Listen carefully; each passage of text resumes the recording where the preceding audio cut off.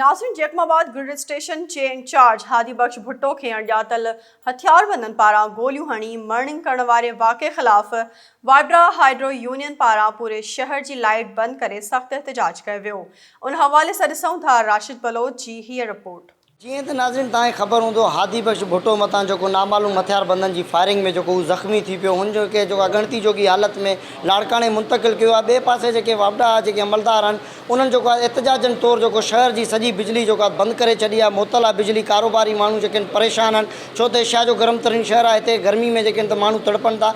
अचो तो इन हवाले से वापडा अमलदारनि सां ॻाल्हि ॿोल कयूं था। दोस्तों ने पान सुञाता आहिनि ज़ख़्मी थियो। असांजे दोस्तों ने सुञाता आहिनि। उनखे लाड़काने रेफर किया हुआ। ज़ख़्मी थियो अस्पताल खड़ी वियासीं जैकाबाद में, उतो उनखे लाड़काने रेफर किया वियो आहे।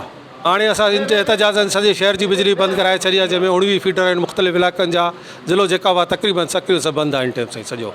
मुतालबो आहे त असांखे तहफ़ुज़ ॾिनो वञे, मुलाज़िमनि खे कोई तहफ़ुज़ न आहे। ॾींहुं ॾिसो था रिकवरी लाइ माण्हू वञनि था असांजा, उन्हनि सां माण्हू विढ़नि था, उन्हनि जी बेइज़्ती कई थी वञे, गार गंद ॾिए थो। हाणे त डायरेक्ट हमला थी विया आहिनि। हिन टाइम ई सम्झो असांजो माण्हू क़तल थी चुको आहे।